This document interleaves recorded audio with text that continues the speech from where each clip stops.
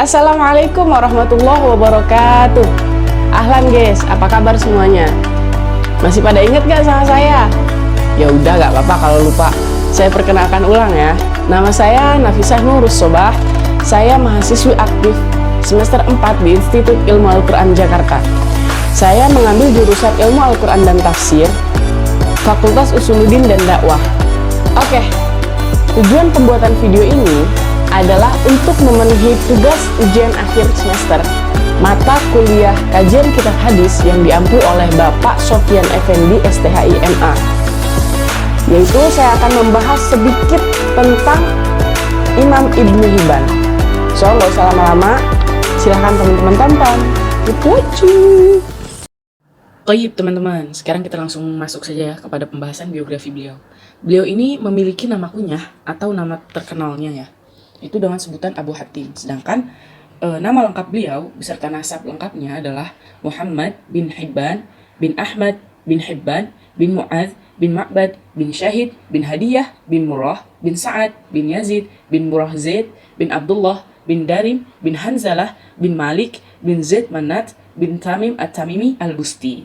Al-Busti ini merupakan nisbah kepada suatu daerah ya, namanya Bustu, di salah satu desa tempat beliau lahir, yaitu di desa Khurasan. Jadi Busti ini nisbah kepada tempat kelahiran beliau. Kemudian beliau dilahirkan di tengah-tengah keluarga yang sangat kental dengan nuansa religius, sehingga beliau menjadi seorang muslim yang taat beribadah. Beliau juga mendapat bimbingan langsung dari kedua orang tuanya mengenai dasar-dasar agama. Karenanya tak heran jika sejak kecil beliau sudah menguasai berbagai macam disiplin keilmuan, terutama di bidang Islam seperti fikih, tafsir, akhlak, sejarah, dan hadis. Beliau merupakan seorang ulama yang sangat fokus dalam menuntut ilmu. Bahkan ketika beliau menekuni suatu disiplin ilmu, beliau akan mendatangi guru-guru yang ahli di bidang tersebut dan akan mati-matian untuk mendapatkan ilmunya, terlebih dalam menekuni bidang hadis. Nah, kemudian di dalam menuntut ilmu, beliau itu melakukan perjalanan-perjalanan. Nah, maksudnya beliau itu tidak menuntut ilmu hanya di satu tempat saja, tetapi melainkan berpindah-pindah. Nah, beliau itu melakukan perjalanannya ke Bukhara, ke Basrah, ke Kufah, ke Naisabur, ke Damaskus, ke Marwah, ke Beirut, ke Mesir, dan lain sebagainya. Sehingga dikatakan bahwa jumlah keseluruhan guru beliau dalam menuntut ilmu itu mencapai 2000 lebih ya. Dan di dalam kitab Sahih Ibnu Hibban At-Taqasim wal Anwa' itu disebutkan beberapa guru-gurunya. Nah, diantaranya itu ada Abu Ya'la Ahmad bin Ali bin Musanna al-Mausul, kemudian ada Hasan bin Sufyan Asy-Syaibani, ada juga Abu Abbas Muhammad bin Hasan al-Asqalani, dan ada Abu Ishaq Imran bin Musa bin Mujasi al-Jurjani. Kemudian beliau juga memiliki murid-murid dari segala penjuru dunia. Hanya saja beliau tidak sembarangan dalam memilih murid gitu. Jadi betul-betul beliau seleksi siapa saja yang akan menjadi muridnya. Sehingga di antara murid-muridnya banyak yang menjadi ulama besar dan menjadi tokoh hufaz. Siapa saja? Nah, di antaranya ada Abu Abdullah Hakim An-Naisaburi. Beliau itu penulis kitab Al-Mustadrak ala Sahihain. Kemudian ada juga Abu Hasan Adi bin Umar bin Ahmad bin Mahdi Ad-Darul Qutni. Nah, beliau ini merupakan imam yang terkenal dengan hafalannya, pemahamannya, dan kewaraannya. Dan beliau juga merupakan pengarang kitab As-Sunan dan Al-Ilal. Kemudian ada juga Abu Abdullah Muhammad bin Ishaq bin Mandah. Kemudian ada Abu Umar Muhammad bin Ahmad An-Nukati. Kemudian ada Abu Ali Mansur bin Abdullah Al-Zahabi Al-Harawi. Dan ada Abu Al-Hasan Muhammad bin Ahmad Az-Zawjani. Nah, di antara karangan-karangan beliau itu memiliki banyak karya-karya tulis ya. Kitab-kitab beliau itu banyak. Di antaranya yang tadi sudah saya sebutkan, yang pertama itu At-Taqasim wal Anwa, kemudian ada Al-Hidayah ilal Ilmi Sunan. Nah, kemudian ada Ma khalafa fihi Ats-Tsawri Syu'bah, terdapat 3 jilid ya. Kemudian ada Ma infarada fihi Ahlu Makkah minas Sunan, ada 10 jilid. Kemudian ada juga Gharaib al-Akhbar, terdapat 20 jilid. Oke.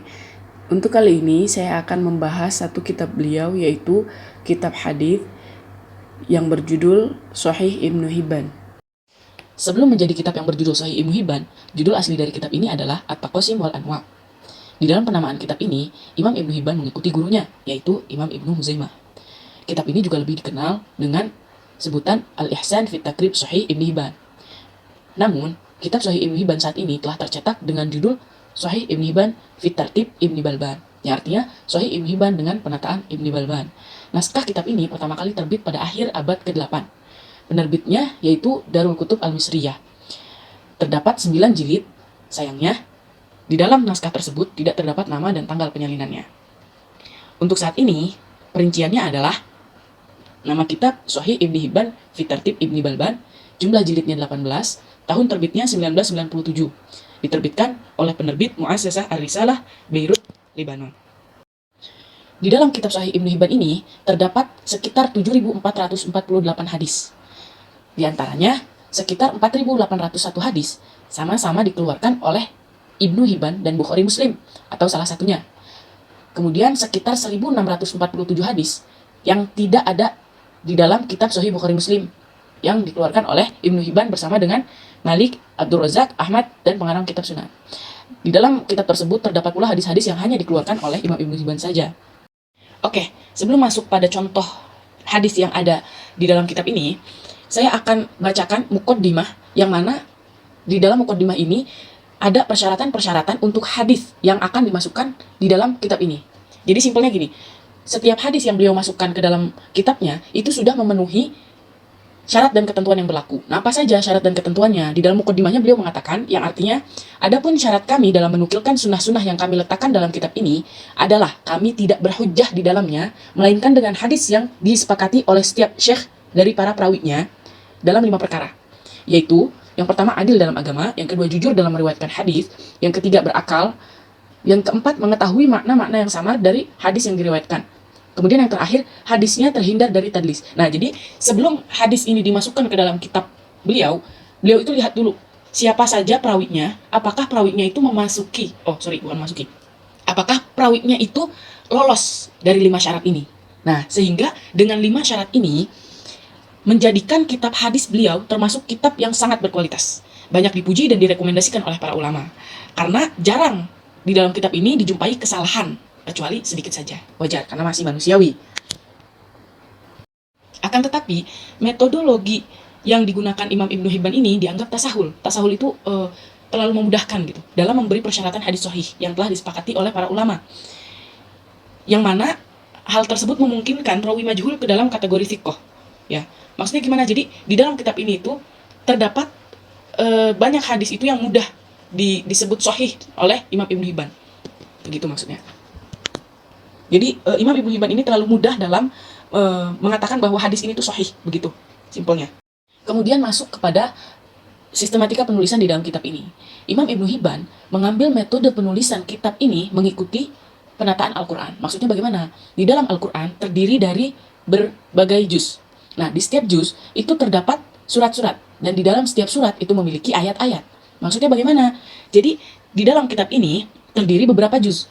Ya, terdapat beberapa bagian, terdapat beberapa jenis. Nah, setiap jenisnya ini memiliki bahasan-bahasan tertentu. Nah, setiap bahasan ini terdapat hadis-hadis yang bersangkutan dengan bahasan tersebut. Maksudnya ada bagian kitab Thaharah, ada bagian kitab zakat misalnya, ada bagian kitab sholat misalnya. Nah, di dalam bagian-bagian tersebut terdapat hadis-hadis yang bersangkutan. Mungkin agak sedikit sulit ketika kita membuka kitab tersebut karena asing bagi kita. Bukan seperti kitab-kitab lain yang disusun sesuai dengan abjad, melainkan kitab ini disusun berdasarkan bagian-bagian tertentu, dikelompokkan dengan jenis-jenisnya dan dengan materi-materinya atau pembahasan-pembahasannya.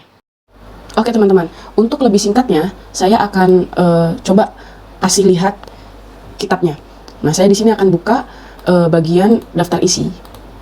Di dalam beberapa kitab lain daftar isinya itu dari abjad, yaitu misalnya abjad alif dulu, baru ba dulu. Nah, kalau di kitab Sahih Ibnu Hibban ini, beliau menggunakannya juz. Jadi di juz pertama itu berisi muqaddimah dan penjelasan-penjelasan lain. Kemudian di halaman 137 itu ada bab-babnya. Di halaman 170 beliau masuk di dalam pembahasannya, itu kitab tentang wahyu. Nah, di dalam kitab tentang wahyu ini terdapat hadis-hadis yang membahas tentang wahyu. Kemudian ada kitab ilmu yang membahas tentang ilmu, ada kitab Al-Isra, pembahasan tentang Isra, ada kitab iman dan lain sebagainya. Jadi dari daftar isinya saja sudah terlihat bahwa kitab ini sedikit berbeda daripada kitab-kitab yang lain. Tapi memasuki contohnya, saya di sini ambil contoh hadis tentang perkara-perkara yang dimulai tidak menggunakan atau tidak mengucapkan hamdalah, maka perkara itu dinyatakan terputus amalnya gitu. Nah, di dalam hadis ini dikatakan bahwa derajat hadisnya adalah dhaif. Lalu tetap dimasukkan oleh Imam Ibnu Hibban, dan Imam Ibnu Hibban ini mensahihkan hadis ini begitu. Kenapa? Karena beliau itu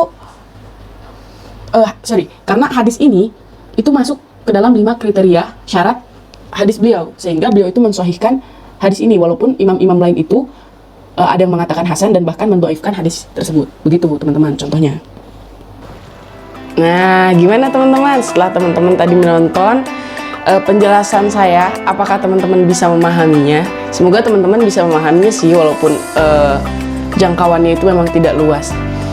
So, kalau teman-teman suka sama video ini, boleh teman-teman like. Kalau teman-teman gak suka bisa dislike.